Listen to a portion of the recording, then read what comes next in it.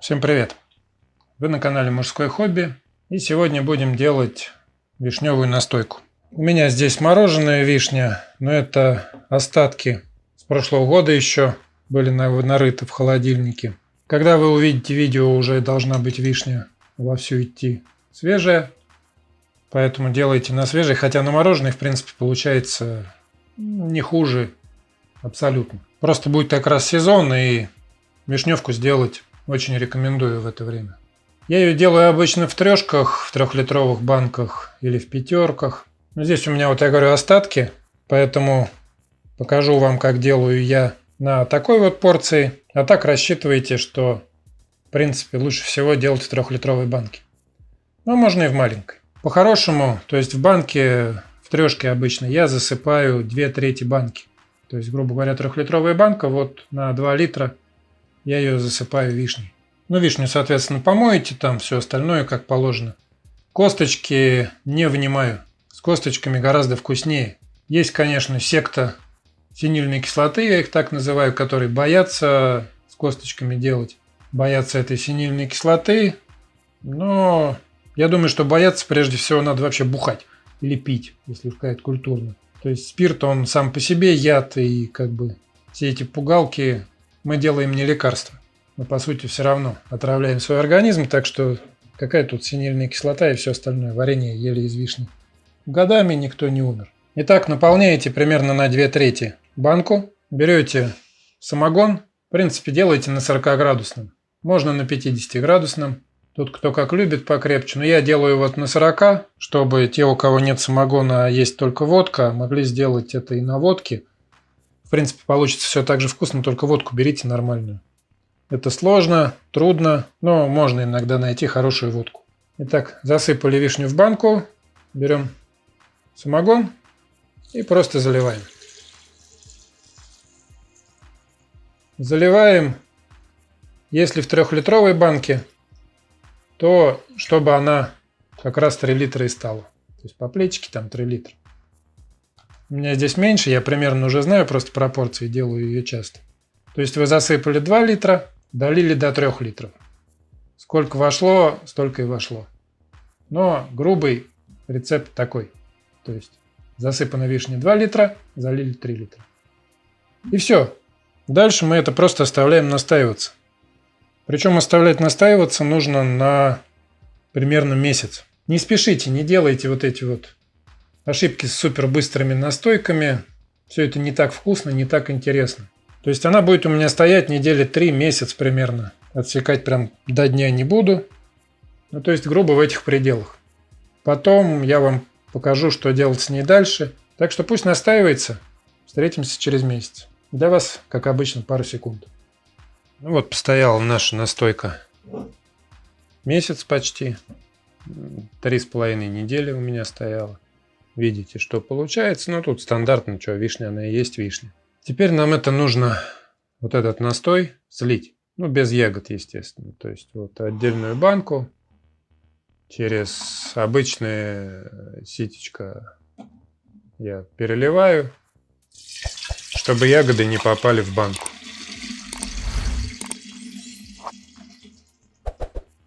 Даем стечь этому всему.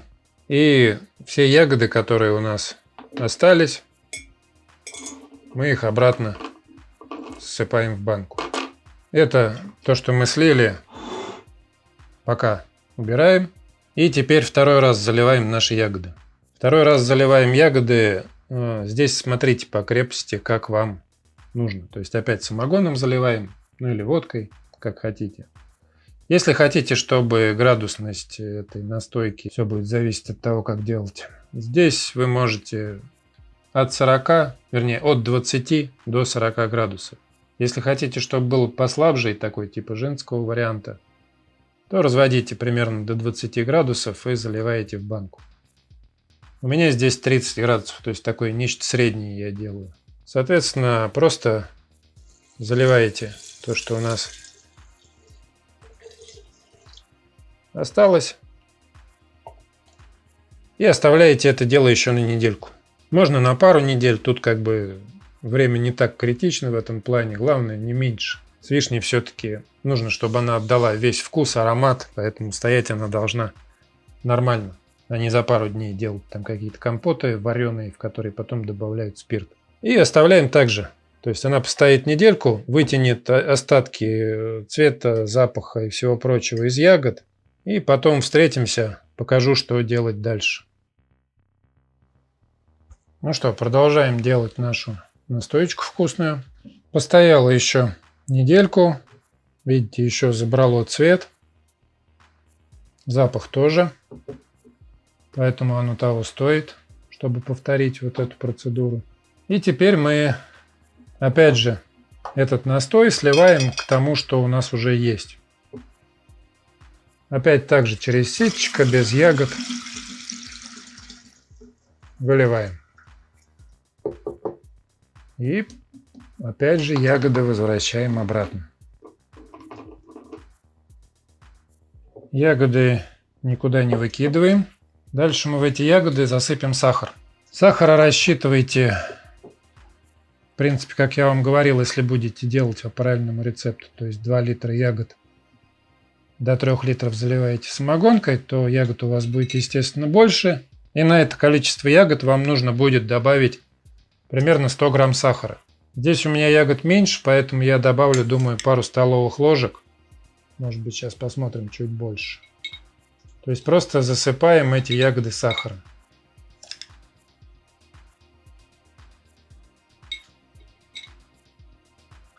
Я думаю, что вот так вот 2,5 будет достаточно. Все это дело мы вот так вот перетряхнем, чтобы сахар распределился. И оставляем там на 2-3 дня, как получится, чтобы сахар вытянул остатки вкусняшек, остатки спирта, остатки всего, что есть в ягодах. То есть он, по сути, их такой изюм сделает из них. Ну и растворится, естественно. В общем, оставляем, пока сахар растворится. Ну, как растворится, покажу дальше, что делать. Ну что, подошли мы к завершающей стадии. Постояли ягоды. Вот они. Дали сок. Сахар растворился. В общем-то, все уже оттуда, все, что есть, мы выцедили. Теперь мы это просто туда же все выливаем. В нашу банку через ситечко. Сливаем этот наш вишневый сироп. Кому сахара недостаточно, можно добавить. Но на самом деле лучше делайте меньше. А потом уже, если что, можно прям в готовую добавить просто сахара. Потому что добавить-то сахар вы можете, а если переборщите, уже убавить не сможете. Ну, в общем-то, сейчас вот это все стечет. И потом я это уже убираю на дозревание где-то на месяц. Мне больше даже нравится, когда она полгодика постоит. Поэтому вишневки делается много всегда. Сейчас вот уже сезон пошел. Видео-то я начал снимать давно. Сейчас уже сезон. И, соответственно, у меня уже сейчас 10 литров стоит заготовлено. Ну, там меньше получится, если ягоды выкинуть. Ну, 2 пятерки стоят заготовленных. Настаиваются сейчас, вот будут месяц. Можете, в принципе, в начале настаивания, когда первую заливку делаете, добавить туда немного корицы, если любите. Некоторым нравится, и как бы появляется немножко другой вкус. Но мне не нравится. Вишневка сама по себе классная, пахнет вкусно, пьется легко, хорошо. Как женский напиток вообще великолепно. Женщины прям в восторге всегда. Так что вот по такой рецептуре вот делайте. Еще раз напомню, что засыпаете на 2/3 в 3-литровую банку ягод. 2/3 банки, то есть 2 литра, грубо говоря. И заливаете самогоном до, ну, можете почти до горла, то есть до 3 литров, чуть больше. И из этих пропорций уже исходите. В общем-то, здесь больше добавить-то и нечего. Рецепт классный. Ягоды можно потом использовать в конфеты.